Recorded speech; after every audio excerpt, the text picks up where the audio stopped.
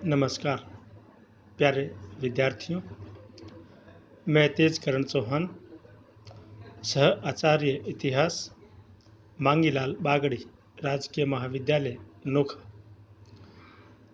आज हम BA part तृतीय के पेपर फर्स्ट आधुनिक भारत का इतिहास के अंतर्गत 1857 की क्रांति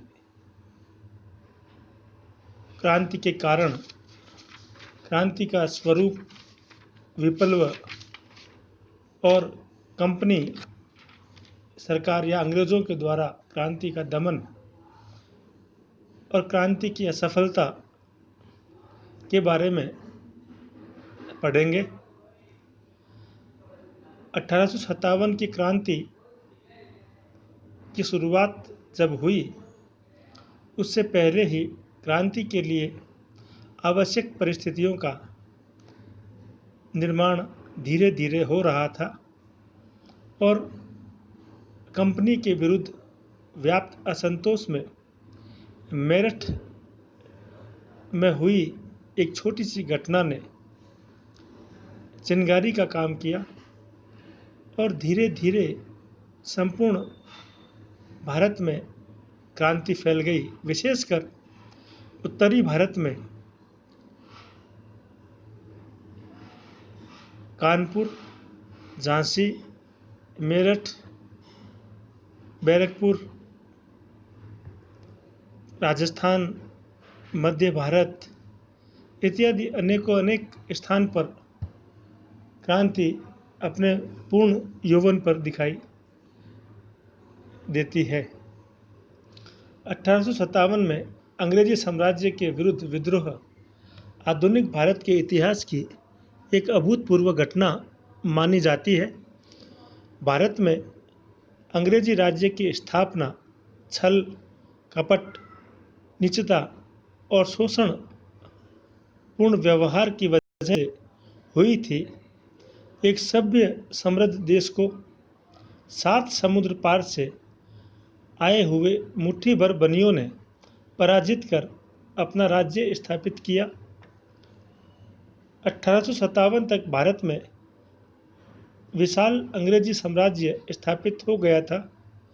ऊपरी तौर पर ऐसा प्रतीत हो रहा था मानो भारतीयों ने अंग्रेजी शासन को धैर्य के साथ स्वीकार कर लिया है, किंतु इस शांत वातावरण के नीचे एक भयंकर असंतोष जन्म ले रहा था, जो डलहौजी के जाने के 1 वर्ष के भीतर ही फूटकर बाहर आ गया।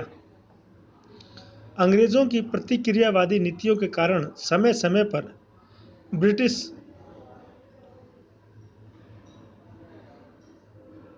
सत्ता के विरुद्ध विद्रोह हुए। 1806 में वेलोर में स्थित कंपनी की सेना के देशी सैनिकों ने विद्रोह किया। उसी प्रकार 30 अक्टूबर 1824 को कलकत्ता के निकट बैरकपुर की छावनी में विद्रोह हुआ। इसी भांति 1831 से लेकर 33 में कील में विद्रोह हुआ। 1848 में कांगड़ा, जसवार और दातापुर के राजाओं ने विद्रोह किया और 1855-56 में संथाल विद्रोह हुआ। यद्यपि अंग्रेजों ने अपनी सैनिक शक्ति के बलबूते पर इन सारे विद्रोहों का दमन कर दिया, किंतु इन विद्रोहों ने 57 के विद्रोह की पृष्ठभूमि जाने अनजाने तैयार कर दी थी। इस विप्लव के अनेक कारण देखने को मिलते हैं। भारतीय इतिहासकार और अंग्रेजी इतिहासकार इसके बारे में अपने अलग अलग दृष्टिकोण प्रस्तुत करते हैं। फिर भी इस 57 के विद्रोह के पीछे राजनीतिक, आर्थिक, प्रशासनिक, सैनिक, सामाजिक और धार्मिक कारण विद्यमान थे, जिन्होंने इस प्रकार की परिस्थितियों को और अधिक फैलाने में अहम भूमिका निभाई। सर्वप्रथम हम क्रांति के राजनीतिक कारणों के बारे में देखेंगे। राजनीतिक कारणों के अंतर्गत विप्लव के अधिकांश राजनीतिक कारण डलहौजी की साम्राज्यवादी नीति के कारण उत्पन्न हुए थे। डलहौजी ने भारत में गोद निषेध सिद्धांत लागू किया, जिससे भारतीय जनता उत्तेजित हो उठी। इस सिद्धांत के अंतर्गत विभिन्न भारतीय देशी नरेशों व राजवंशों को समाप्त कर दिया गया। कुछ राज्यों पर कुशासन का आरोप लगाकर उनका अपहरण कर लिया गया। अवध अंग्रेजों का सर्वाधिक घनिष्ठ मित्र था, फिर भी उसका अपहरण कर लिया गया। इससे भारतीय नरेश तो नाराज हुए ही, अंग्रेजों के अनन्य भक्त भी अपने अस्तित्व के प्रति संदेह प्रकट करने लगे। इस प्रकार राजाओं और राजवंशों की समाप्ति का प्रभाव उन आश्रित विभिन्न वर्गों पर भी पड़ा। कर्नाटक और तंजौर के शासकों की उपाधियां और पेंशन बंद करके अंग्रेजों ने ऐसी स्थितियां उत्पन्न की, यदि भारतीय अंग्रेजी सत्ता के विरुद्ध विद्रोह न करते तो उन्हें मनुष्यता से गिरा हुआ माना जाता। झांसी के उदाहरण से भी स्पष्ट हो गया कि अंग्रेजी साम्राज्यवाद के समक्ष शासकों के हित सुरक्षित नहीं रह सकते हैं। मुगल सम्राट के साथ किए गए व्यवहार से भी जनता अत्यंत क्रुद्ध हो गई। मुगल सम्राट बहादुर शाह द्वितीय दयालु और भावुक व्यक्ति था। देशी शासकों और भारतीय जनता के मन में अब भी मुगल सम्राट के प्रति श्रद्धा थी। अंग्रेजों ने जब उसकी प्रतिष्ठा पर प्रहार किया, उसको नज़र देना और सम्मान प्रदर्शित करना बंद कर दिया तथा सिक्कों से बादशाह का नाम भी हटा दिया गया। इसके अलावा उन्होंने मुगल सम्राट के उत्तराधिकारी के प्रश्न को खड़ा करके सम्राट और साम्राज्ञी की इच्छा के विरुद्ध उसके 8 जीवित पुत्रों में सबसे निकम्मे पुत्र मिर्जा कोयास को युवराज घोषित किया। मिर्जा कोयास को अपमानजनक संधि के लिए बाध्य किया, जिसके अनुसार वह दिल्ली का लाल किला खाली कर देगा, स्वयं को बादशाह नहीं कहेगा और 1 लाख रुपए के स्थान पर 15,000 रुपये मासिक पेंशन स्वीकार कर लेगा। इस प्रकार के व्यवहार से देश में असंतोष और विद्वेष का वातावरण बन गया था, जिसके फलस्वरूप विप्लवकारियों ने मुगल सम्राट को अपना नेता मान लिया और मुगल दरबार क्रांति का केंद्र बन गया। भारतीयों की दृष्टि से अंग्रेज सैनिक दृष्टि से अजय समझे जाते थे, किंतु प्रथम अफगान युद्ध की घटनाओं से भारतीयों के मन में यह बात जम गई कि यदि अफगान अपनी स्वतंत्रता की रक्षा के लिए अंग्रेजों से लड़ सकते हैं तो भारतीय क्यों नहीं लड़ सकते। इसी समय अफवाह फैली कि रूस क्रीमिया युद्ध का बदला लेने के लिए भारत पर आक्रमण कर सकता है। इससे भारतीय अधिक प्रोत्साहित हुए, क्योंकि उनका विचार था कि जब अंग्रेज रूस के साथ युद्ध में उलझे होंगे तब उनके विरुद्ध विद्रोह करने पर उन्हें सफलता प्राप्त हो सकती है। इस प्रकार की परिस्थितियों में क्रांति के लिए आवश्यक परिस्थितियों का निर्माण हो चुका था। इसके साथ साथ प्रशासनिक सुधार के नाम पर अंग्रेजों ने कई प्रकार से भेदभावपूर्ण नीति अपनाई, जिसकी वजह से भी भारतीय शासकों में, भारतीय जनता में असंतोष पैदा हुआ। अंग्रेजों ने आरंभ से ही प्रशासन में भेदभावपूर्ण नीति अपना रखी थी। लॉर्ड कॉर्नवालिस ने सदैव भारतीयों को अविश्वास की दृष्टि से देखा और उसने भारतीयों को उच्च पदों से वंचित करने का प्रयास किया। 1833 के चार्टर एक्ट में जाति एवं रंग भेद नीति समाप्त कर कंपनी की सेवा में भारतीयों को लेने की घोषणा की गई थी, किंतु इस एक्ट की यह धारा तभी क्रियान्वित नहीं की गई।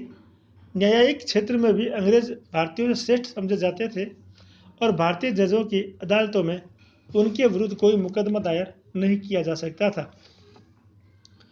अंग्रेजों ने जो विधि प्रणाली लागू की वह भी भारतीयों के लिए बिल्कुल नई थी, जिसे वे ठीक ढंग से समझ नहीं पाते थे।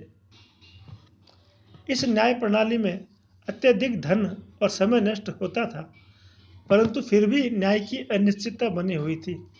इसी प्रकार भू राजस्व प्रणाली को नियमित करने के नाम पर जमींदारों के पट्टों की छानबीन करवाई गई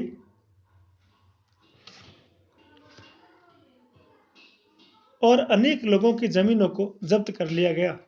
बम्बई के इमाम कमीशन ने लगभग 20,000 जागीर भूमि का अपहरण किया।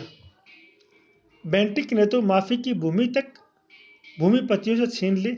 इस प्रकार कुलीन वर्ग को अपनी संपत्ति और आमदनी से हाथ धोना पड़ा। इससे कुलीन वर्ग भी असंतुष्ट था। किसानों की दशा सुधारने के नाम पर स्थायी बंदोबस्त, रैयतवाड़ी व महलवाड़ी प्रणाली लागू हुई और प्रत्येक बार किसानों से पहले की अपेक्षा दुगुना या उससे अधिक लगान वसूल करने का प्रयास हुआ। भारत में कंपनी की सर्वोच्चता स्थापित होने के साथ ही प्रशासन में एक शक्तिशाली ब्रिटिश अधिकारी वर्ग का धीरे धीरे विकास हुआ। यह अधिकारी वर्ग अपने आप को भारतीय कर्मचारियों के से पूरी तरह अलग रखता था और उन्हें हर प्रकार से अपमानित करता था। इनका व्यवहार भारतीयों के साथ कुत्तों से भी बदतर था। इतना ही नहीं, वे अंग्रेजों को भारतीयों से मिलने जुलने तक नहीं देते थे। अंग्रेजों की इस प्रजाति भेदभाव की नीति से भी भारतीय असंतुष्ट थे, जिन्होंने क्रांति को पैदा होने में एक अहम भूमिका निभाई। इसी प्रकार अनेक ऐसे सामाजिक कारण भी विद्यमान थे, जिसकी वजह से भी क्रांति जनित परिस्थितियां पैदा हुई। अंग्रेज भारतीय समाज की बुराइयों को दूर करने के प्रयासों का भारतीय सामाजिक जीवन पर गहरा प्रभाव पड़ा। पाश्चात्य शिक्षा से तो भारतीयों के जीवन में पाश्चात्य व्यक्तिवाद का बीजारोपण हुआ, जिससे भारतीय सामाजिक जीवन की विशेषताएं समाप्त हो गई।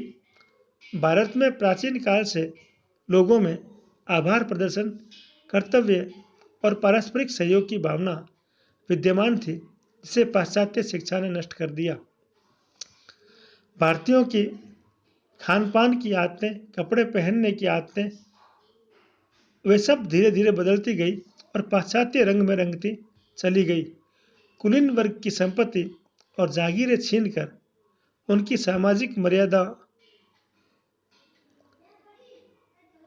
पर प्रहार किया गया।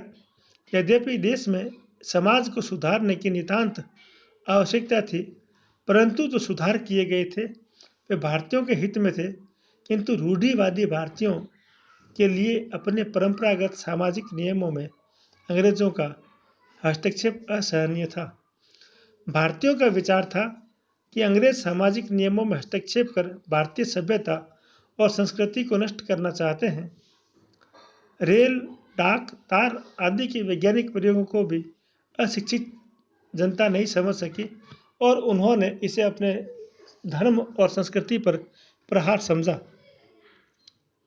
सामाजिक दृष्टि से अंग्रेजों का भारतीयों के प्रति व्यवहार अत्यंत अपमानजनक था। भारतीय रेलगाड़ी की प्रथम श्रेणी में सफर नहीं कर सकते थे। अंग्रेजों द्वारा संचालित होटलों और क्लबों की तख्तियों पर लिखा होता था, कुत्तों और भारतीयों के लिए प्रवेश वर्जित है।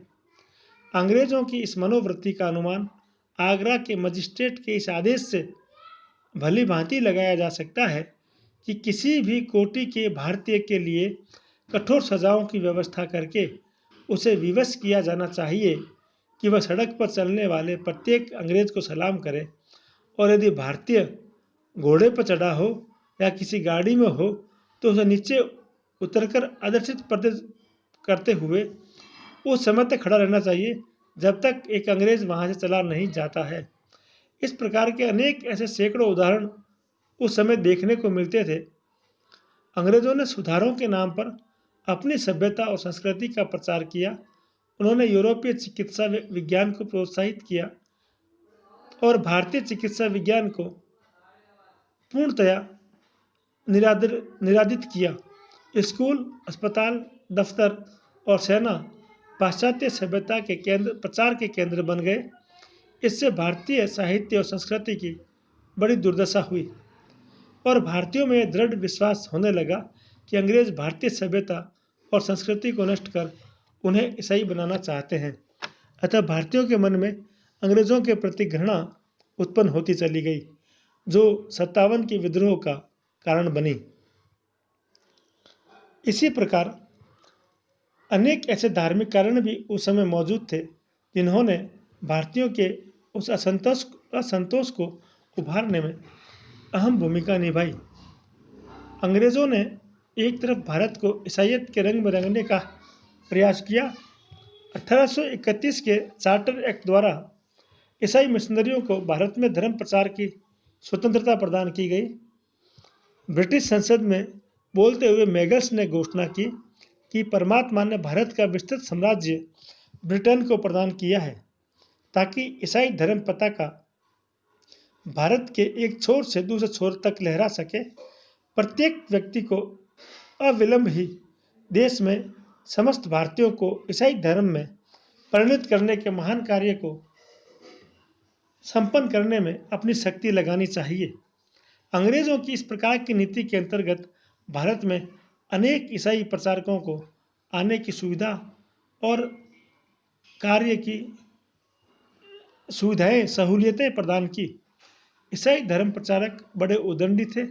वे खुले तौर पर हिंदुओं के अवतारों को गालियां देते थे और उन्हें कुकर्मी कहकर उनकी निंदा करते थे। सैनिक क्षेत्र में ईसाई धर्म का विशेष रूप से प्रसार हुआ। इस कार्य के लिए पादरी, लेफ्टिनेंट और मिशनरी कर्नल नियुक्त किए गए। उनका काम सेना में भारतीयों को ईसाई बनाना मात्र था। भारतीय सिपाहियों द्वारा धर्म परिवर्तन करने पर उन्हें पदोन्नतियां दी जाती थी। सरकारी स्कूलों में बाइबल की शिक्षा अनिवार्य की गई। मिशनरी स्कूलों में ईसाई धर्म की शिक्षा दी जाती थी।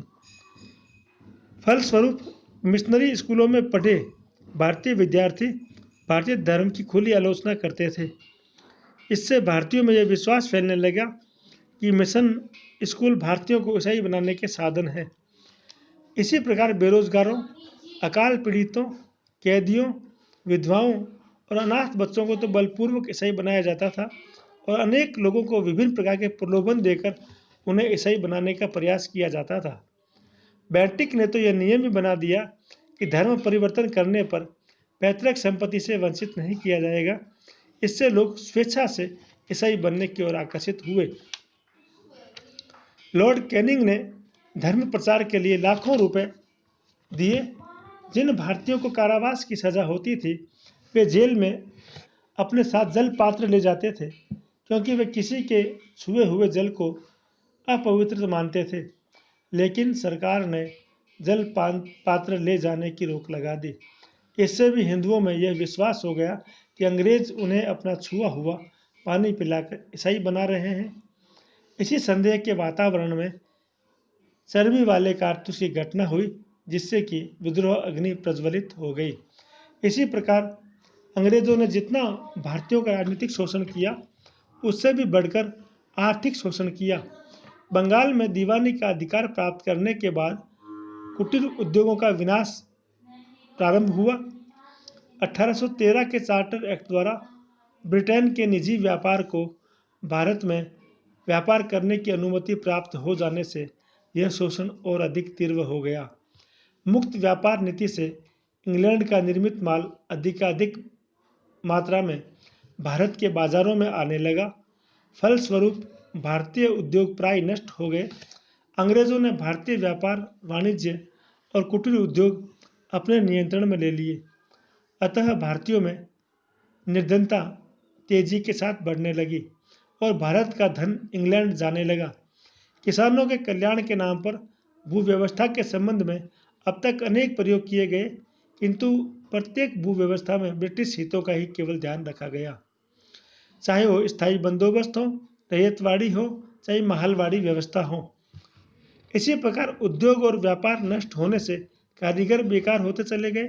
वे कृषि पर निर्भर होने का प्रयास करने लगे, किंतु भूमि सीमित थी और कृषि से भी उन्हें कोई खास लाभ नहीं हुआ। भूमि संबंधी व्यवस्था और भूमि का अपहरण करने से किसान और खेतिहर मजदूर बेकार हो गए। उद्योग और व्यापार का विनाश होने से अनेक कारीगर बेकार हो गए और देशी राज्यों का अंग्रेजी राज्यों में विलय कर देने से अनेक सैनिक बेकार हो गए। इस प्रकार ब्रिटिश प्रशासन के अंतर्गत लाखों लोगों को अपनी जीविका से हाथ धोना पड़ा। फलस्वरूप अंग्रेजों से सैनिक और असैनिक दोनों ही प्रकार के लोग रुष्ट थे। इन लोगों ने घूम घूम कर अंग्रेजों के विरुद्ध प्रचार किया और विद्रोह के लिए उन्हें प्रोत्साहित किया। इसी प्रकार अंग्रेजों ने भारतीय सेना की सहायता से ही भारत में अपनी सर्वोच्चता स्थापित की थी। कंपनी ने बड़ी संख्या में भारतीय सैनिकों को अपनी सेवा में रखा। वेलेस्ली की सहायक प्रथा के फलस्वरूप कंपनी की सेना में भारतीय सैनिकों की असाधारण वृद्धि हुई। 1856 में डलहौजी के आने के समय कंपनी की सेना में 2,38,000 देसी और 45,000 अंग्रेजी सैनिक थे। जो थोड़े बहुत अंग्रेज सैनिक थे उनका विभिन्न क्षेत्रों में वितरण ठीक नहीं था। जहां केवल देसी सैनिक थे और अंग्रेजी सैनिक थे भी तो उनकी संख्या नगण्य से थी। अंग्रेज सैनिक अधिकारियों को सीमांत प्रदेशों और नए राज्यों में जो ब्रिटिश साम्राज्य में मिलाए गए थे उन पर नियुक्त किया गया। सेना में वेतन, भत्ते और पदोन्नति के संबंध में भारतीय सैनिकों के साथ भेदभावपूर्ण नीति अपनाई जाती थी। एक साधारण भारतीय सैनिक का वेतन 7 या 8 रुपये मासिक होता था और इस वेतन में से ही उन्हें खाने का खर्च और वर्दी के पैसे देने पड़ते थे। इसीलिए वेतन के दिन उन्हें 1 या 1.5 रुपया वेतन मिलता था। इसी प्रकार भारतीय सेना में एक सूबेदार का वेतन मात्र 35 रुपये मासिक था, जबकि अंग्रेज सूबेदार को 195 रुपये मासिक वेतन मिलता था।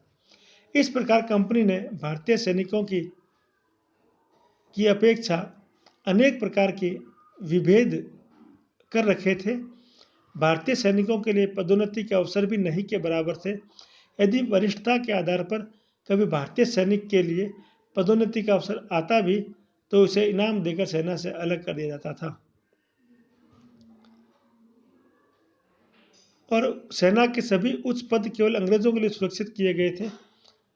1806 से 1855 के बीच भारतीय सैनिकों ने अनेक विद्रोह किए, जिसके पीछे मूल कारण उनका यही था और विद्रोही सैनिकों को कड़ी भीषण यातनाएं भी अंग्रेजों द्वारा दी जाती थी। कंपनी की सेना में अधिकांश सैनिक उच्च जाति के ब्राह्मण, राजपूत, जाट और पठान थे। वे कट्टर रूढ़िवादी थे और धर्म के नाम पर अपने अधिकारी के आदेशों की अवहेलना करना उनके लिए साधारण बात थी। अंग्रेजों ने अनेक प्रकार के नियम लागू करते हुए सैनिकों को माला पहनने, तिलक लगाने की मनाही कर दी। मुसलमान सैनिक दाढ़ी नहीं रख सकते थे। ये नियम भारतीयों के धर्म और परंपराओं के विरुद्ध थे, लेकिन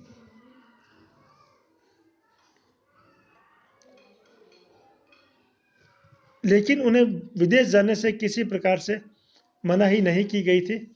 इस लॉर्ड कैनिंग ने सामान्य भर्ती सेना अधिनियम भी पारित किया, जिसके अनुसार भविष्य में भावी सैनिकों को सेना के लिए कहीं भी भेजा जा सकता था और यह बात उन्हें लिखित रूप में देनी पड़ती थी। एक अन्य घोषणा में कहा गया कि विदेश में सेवा के लिए अयोग्य समझे गए सैनिकों को अवकाश प्राप्त करने पर पेंशन नहीं मिलेगी। इससे भारतीय सैनिकों में यह भावना दृढ़ हो गई कि अंग्रेज उनके रीति रिवाज और धर्म पर प्रहार कर उन्हें ईसाई बना रहे हैं। इस पर सेना में अंग्रेज अधिकारियों के प्रति विश्वास फैलने लगा। ऐसे ही वातावरण में चर्बी वाले कारतूसों या संतोष रूपी बारूद के ढेर में विस्फोट हुआ। क्रांति का तात्कालिक कारण जो हुआ वह थी चर्बी वाले कारतूस की घटना।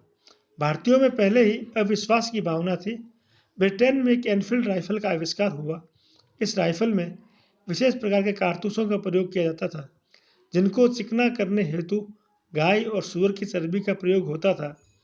इस कारतूस को राइफल में डालने से पूर्व उसकी टोपी को मुंह से काटना होता था। इस राइफल का प्रयोग भारत में आरंभ हुआ। तत्पश्चात दमदम शस्त्रागार में एक दिन एक खलासी ने ब्राह्मण सैनिक के लोटे से पानी पीना चाहा, लेकिन ब्राह्मण ने जब मना किया तो उस खलासी ने व्यंग्य किया, उसका धर्म तो नए कारतूसों के प्रयोग से समाप्त हो जाएगा, क्योंकि उस पर गाय और सूअर की चर्बी लगी हुई है। खलासी के इस प्रकार के व्यंग्य से सत्य खुल गया और सैनिक भड़क उठे। 26 फरवरी 1857 को बरहामपुर के सैनिकों ने इन कारतूसों का प्रयोग करने से इनकार कर दिया। इसके बाद अनेक सैनिकों ने यद्यपि आज्ञा का पालन किया, लेकिन कैनिंग ने उस सैनिक टुकड़ी को भंग कर दिया।